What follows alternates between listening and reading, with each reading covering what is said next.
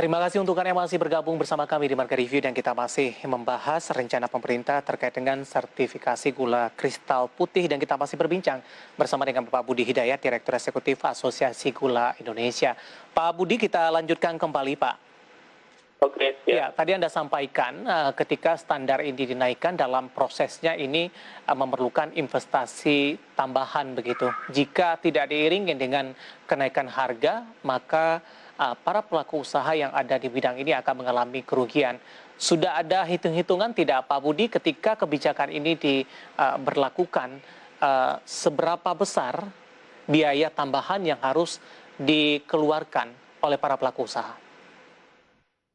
baik Pak David, berdasarkan FGD yang kita lakukan tanggal 13 Februari kemarin, kita ngundang antara lain P3GI, Pusat Penelitian Perkebunan Gula Indonesia, bila mempunyai ancar-ancar ya, kira-kira investasi yang diperlukan untuk merubah proses sulfitasi menjadi karbonatasi ini, perlu investasi minimal 200 sampai 300 miliar untuk merubah proses ini. Baik, dan kondisi ini juga sudah disampaikan kepada pemerintah? Nah, ini surat kita yang termasuk masukan itu Pak kepada pemerintah. Dan belum ada respon sampai sejauh ini Pak Budi? Belum, suratnya baru kita kirim Pak David. Tapi idealnya keinginan dari Asosiasi Gula Indonesia seperti apa Pak Budi terkait dengan kebijakan ini? Jadi teman-teman produsen gula itu minta waktu untuk merubah, karena butuh waktu cukup lama Pak David, 2 sampai 3 tahun seperti yang dilakukan oleh PT Kebun Agung. Jadi mereka merubahnya bertahap, meskipun sudah ada dananya juga butuh waktu untuk merubah proses ini. Jadi kata mau berlaku butuh waktu, tidak serta-merta begitu saja. Perlu penyesuaian dalam hal ini, kemudian juga penyesuaian juga dari sisi harga, Pak Budi? Betul Pak David. Baik, tapi tanggapan dari para konsumen seperti apa Pak? Ketika Anda tadi katakan beberapa pihak sudah mulai melakukan begitu, keinginan dari para konsumen seperti apa? Apakah lebih menyukai dengan standar yang sebelumnya atau justru dengan warna yang lebih cerah untuk saat ini lebih diminati?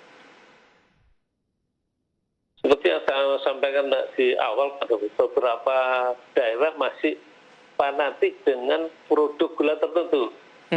Contoh untuk daerah yang tadi saya sebut Manado, Sulawesi Utara, dia suka produk-produk yang punya PT Raja Wali Indonesia. Kemudian ada yang suka produksinya PT Kebun Agung. Ada yang suka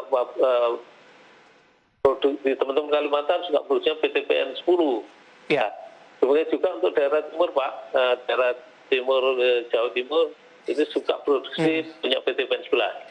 Nah, baik. Dari Asosiasi Pedagang Gula Indonesia, memang sementara ini karena kondisi gula tidak sampai berlebihan, apalagi yang awal 2020 kemarin kekurangan stok. Jadi gula apapun mereknya ya diserap oleh pasar itu Pak David.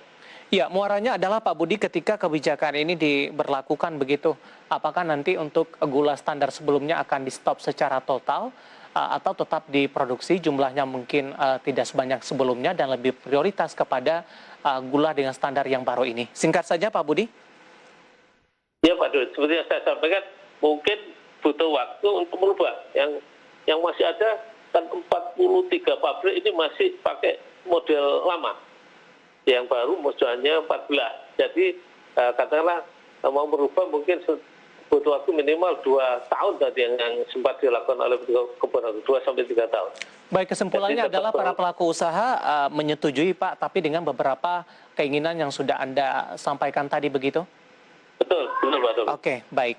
Pak Budi, waktu kita cukup terbatas. Terima kasih sudah bergabung bersama kami, Pak Budi. Semoga rencana dari pemerintah ini tetap memperhatikan dari keinginan dari para pelaku usaha, jadi tidak merugikan dari berbagai pihak, dan kita sama-sama tahu pemerintah tentu memiliki tujuan yang baik dalam hal ini. Pak Budi, terima kasih, sehat selalu Pak. Terima kasih Pak David. Baik, terima kasih. Ada Bapak Budi Hidayat, Direktur Eksekutif Asosiasi Gula Indonesia, dan tetap di tempat Anda, karena setelah ini Marga Review akan segera kembali dengan topik yang berbeda.